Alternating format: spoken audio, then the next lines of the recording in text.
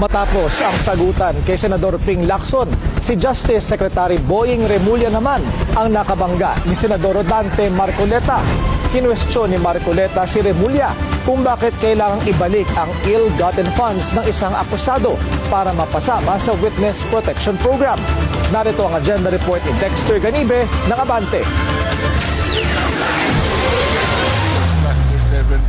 Si Senator Bam Aquino ang unang nagtanong kay Justice Secretary Jesus Crispin Remulla kaugnay ng pagsasauli ng mga ari-arian. Bilang isa sa batayan kung maaring maisailalim sa Witness Protection Program ang isang testigo na kabilang sa mga akusado sa flood control scandal. Tama ba na pwede itong gawing kondisyon sa pagpasok sa Witness Protection Program o pagiging state witness? O hindi ho kasama ang usapin po ng pagbabalik ng pera? Ang pagbabalik ng pera, yan po inuutos ng korte.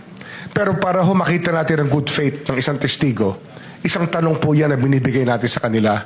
Kasi kung gusto ho nila maprotektahan, dapat yung full good faith, isosolid talaga nila. Yun po yung isang test natin sa kanila. Dito na kwestiyon ni Senador Dante Marcoleta ang DOJ kung bakit naging batayan ngayon ang pagsasauli ng pera o ari-arian bago tanggapin sa WPP.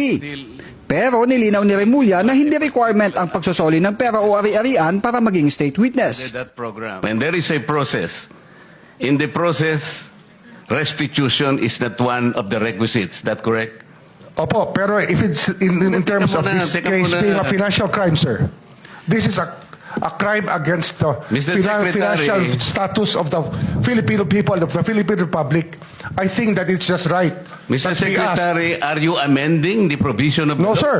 No, sir. But that is how we run the Witness Protection Program.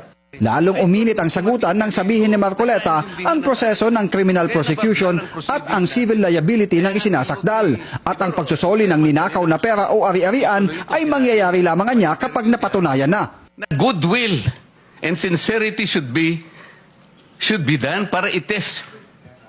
Pwede ba yung ganito? I respect your opinion, sir. But It that is is not how... my opinion, it is in the law, Mr. Secretary. Yes, sir. Yes, sir. But I am operating...